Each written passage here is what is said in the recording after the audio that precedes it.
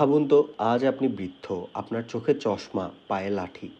কিন্তু সেই আপনি যাকে লালন পালন করে বড় করলেন, সে যদি বড় হয়ে আপনার থেকে মুখ ফিরিয়ে নেয়, অথবা আপনার খাবার, ওষুধ কিংবা একটা কথা বলার মানুষও যদি না থাকে, বাংলাদেশ সরকার বলছে এটি শুধু অন্যায় নয় বরং এটি একটি অপরাধ।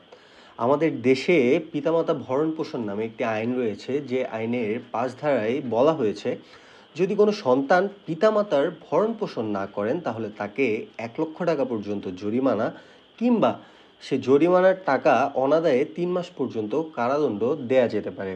আর শুধু সন্তান নয়, সন্তানের স্ত্রী বা স্বামী কিংবা অন্য আত্মীয় স্বজন যদি কেউ এই দায়িত্ব পালনে বাধা দেয় বা সহযোগিতা না করে, তাহলে তারাও একই শাস্তির মুখোমুখি হবে। অতএব এই আইন আমাদের শেখায় ভরণ পোষণ শুধু দায়িত্ব নয়, এটি ন্যায়ের প্রশ্ন। ভুলে যাবেন না, আজ আপনি সন্তান, কাল হয়তো বাবা মা হবেন।